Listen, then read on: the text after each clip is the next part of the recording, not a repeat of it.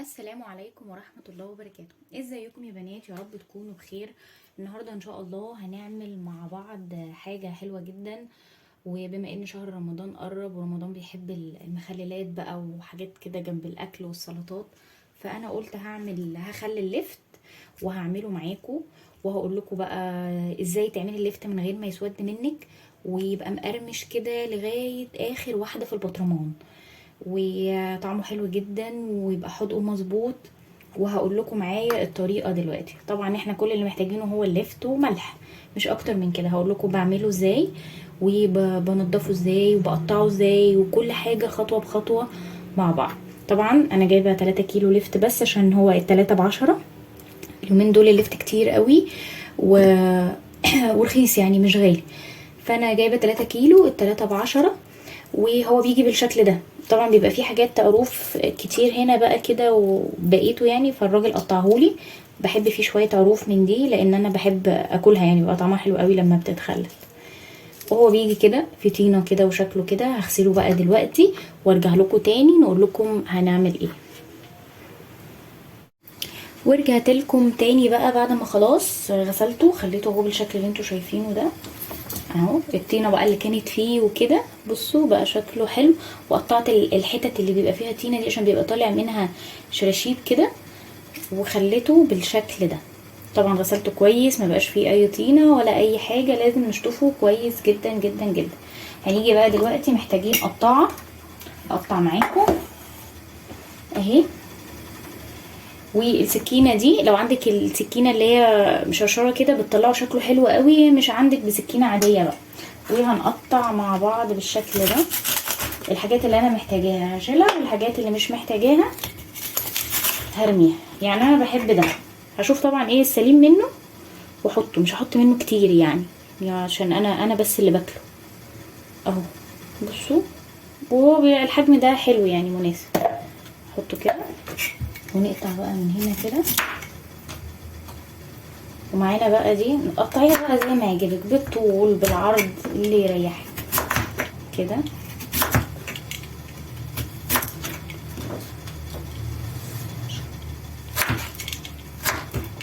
بصي بتطلع عامله ازاي، شايفه الشكل حلو ازاي اهو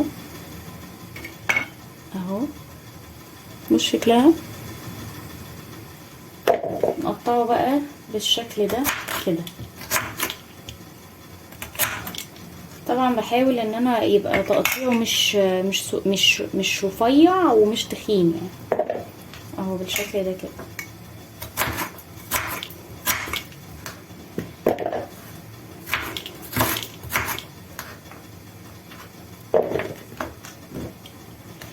بيبقى طعمه حلو قوي قوي.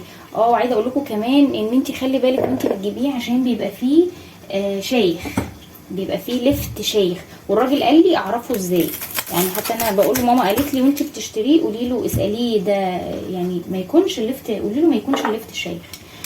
راح هو قال لي لا يا فندم ده مش شايخ، وانا هعرفك ازاي تعرفيه اذا كان شايخ ولا لا.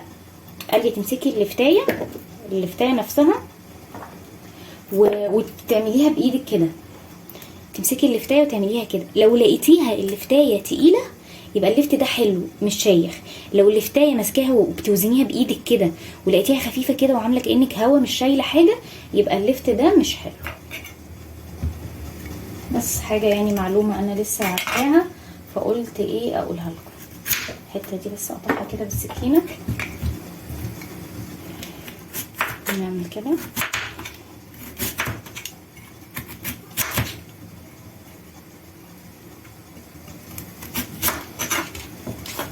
بالشكل ده كده اهو زي ما انتم شايفين كده. معايا بقى الطبق ده بحط فيه كده بالشكل ده.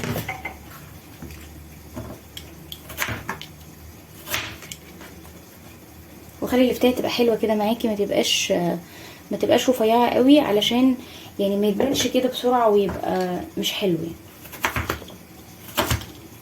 قطعه اللفتايه حلو، مش تخينه ومش رفيعه.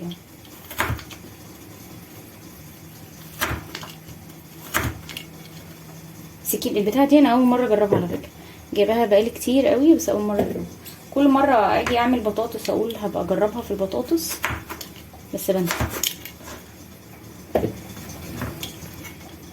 اهو بالشكل اللي انتوا شايفينه ده اهي.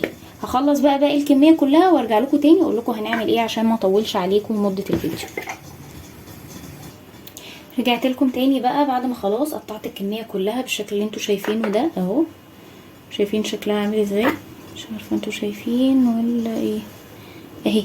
بصوا شكلها كده يعني هي ال3 كيلو يعني الحمد لله. انا كان عندي اصلا انا جايبه 3 كيلو بس لان كان عندي بطرمان كنت مخليه فيه زيتون وخلص، فقلت بقى لما اجيب عشان اخلي لفت لرمضان. انا بحب المخللات قوي قوي جنب الاكل بقى في رمضان في الفطار وفي السحور مع انها بتعطشني بس يعني بعشقها. المهم بعد ما خلاص قطعت الكميه كلها اهي هاجي بقى دلوقتي للخطوه دي، والخطوه دي مهمه جدا جدا انك تعمليها. هنجيب يعني رشه كده من الملح بس رشه حلوه يعني فاهمه، يعني كده معلقتين 3 كده اهو بالشكل ده 3 معالق ملح كده اهو. وهنقلب اللفت بتاعنا كويس قوي يعني بقى ايه يبقى كله كده فيه ملح. الخطوه دي مهمه بتخلي اللفت يدبل قبل ما تحطيه في الميه بتاعته وينزل ميته وهوريكم بعدين. يعني بنسيبه بقى قد ايه في الميه اللي هي بملح دي. وهرش انا كمان ايه المفروض ترشي ملح بس يعني بس انا لاني بحب الشطه ارش رشه من الشطه كده عليها. تقلبي بقى كويس قوي قوي قوي يمين وشمال وتحت وفوق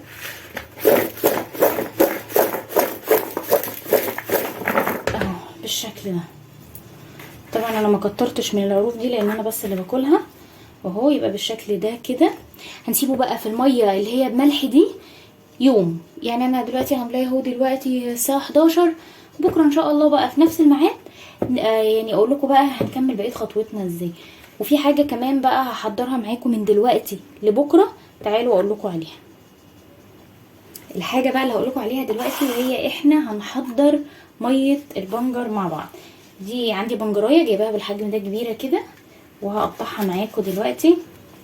انا كنت لابسه جلافز بس معرفتش ادوس على الموبايل فقلعته لان هو بيبهدل الايد طبعا يعني.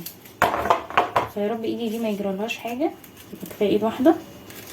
انا جايباها كبيره عشان انا بحبه احمر قوي فانت ممكن تجيبي بقى الحجم اللي يناسبك. يعني في ناس مش بتحبه احمر قوي فبتجيبها وسط مثلا صغيره. انا جايبه بنجرايه كبيره. جايب اصلا بنجر تاني كتير يعني انا لو ملقتوش احمر الحمار اللي انا عايزاه هقطع له بنجر تاني واحطه. هوريكم بقى دلوقتي.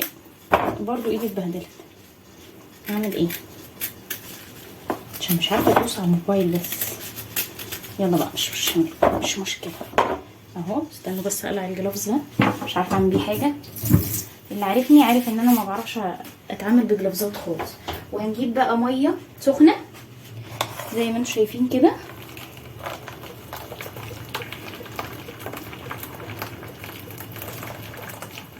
وهنقعه بقى في الميه دي.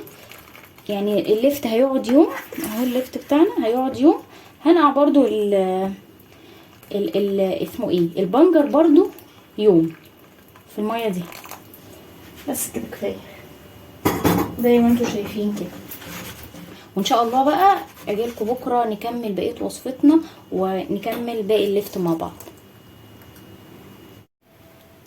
ورجعت لكم تاني بقى بعد ما خلاص سبت اللفت ليله زي ما انا قلت لكم سبته يوم كامل. بصوا بقى بعد ما سبته يوم كامل ايه اللي حصل. شايفين كميه الميه اللي نزلت منه وهو دبل وبقى عامل ازاي. عشان كده بقى بنسيبه ليله كامله يدبل عشان ينزل كل الميه اللي فيه دي. مش عارفه شايفين ميه اهي في ميه كتير قوي تحت اهي. ومعانا بقى دي الميه برضو اللي انا عملتها بتاعه البنجر. دلوقتي هنملحها مع بعضينا. هنحط 3 معالق من الملح في الميه دي. 3 معالق ملح يعني هو ال3 كيلو يتهيألي كفايه عليه 3 معالق ملح، وكمان انا حاطه ملح هنا او 3.5، فكفايه قوي الملح ده. وهنحط معلقه من السكر، والسكر ده الماده الحافظه اللي هتحافظ لنا على اللفت اطول وقت ممكن، وهتخليه مقرمش وتخليه ما يسودش بالشكل ده. معلقه واحده بس من السكر. وهنقلب بقى ايه كل ده بقى مع بعض. وانا عشان بحب الشطه فهحط شطه، مش هحط كتير اهو، يعني معلقه برضو، معلقه كده من الشطه كده حلوه، عشان برضو يعني امال هو اسمه مخلل ليه؟ عشان تبقى الحاجه حراقه كده. الشطه دي يعني اصلا مش حراقه قوي يعني، حطيت برضو ايه بتاع معلقه كده. نركنه بقى كده على جنب. هقلبه تاني بس ايه هفضي معاكم اللفت الاول. البطرمان ده انا كنت مخلله فيه قبل كده زيتون وخلص، فهحط بقى مكان الزيتون، وغسلته طبعا ونضفته كويس، هحط اللفت ان شاء الله ياخده كله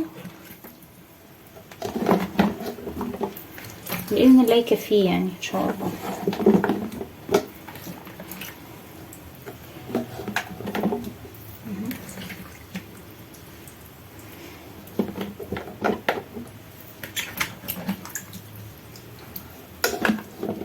هحطه بقى في البطرمان كله عشان ما اطولش عليكم، وارجع لكم تاني. رجعت لكم تاني بقى بعد ما حطيته اهو بالشكل ده في البطرمان، والحمد لله يعني خدوه. هنحط بقى دلوقتي الميه اللي احنا عملناها دي بتاعت اللفت. بصوا حمرها، بصوا حمرها عامل ازاي في المعلقه، بصوا الميه لونها عامل ازاي، مش عارفه شايفين؟ بصوا هي هتبان دلوقتي وانا بفضيها اصلا اهي. بصوا شكلها تخلي بقى اللفت ايه احمر وجميل. وفي بقى هنا حتت البنجر اللي انا قطعتها، انا بحبه يبقى احمر كده. لو انت مش عايزاه احمر كده حطي بنجر صغير، حطي قطع صغيره ما تحطيش كتير. طبعا هنعوز ميه تاني، ثانيه واحده اجيب ميه عشان نكمله بس.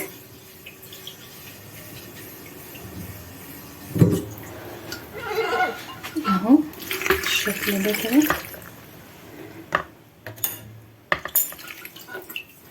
يبقى تحت شويه ملح كده ما دابوش، نعمل كده بصي وتدوسي بقى عليه كده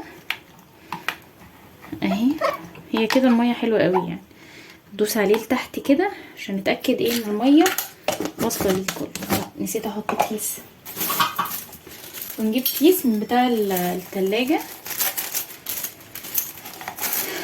وهقسمه. انا مش محتاجاه كله، او عادي يعني عايزه تخليه كله خليه، مش هتفرق يعني. اهو بالشكل ده، بس عشان ايه يقفل كويس اهو. وتقلبيه كده وكده، وهتاكلي احلى لفت في حياتك.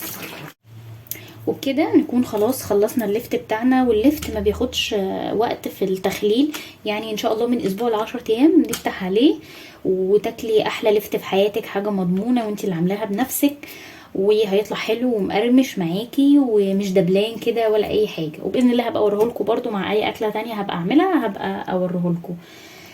كده نكون خلصنا اول حاجه في حاجات رمضان، في سلسله حاجات رمضان، لاني لسه هعمل حاجات كتير ولسه في تفريزات وحاجات هعملها معاكم باذن الله.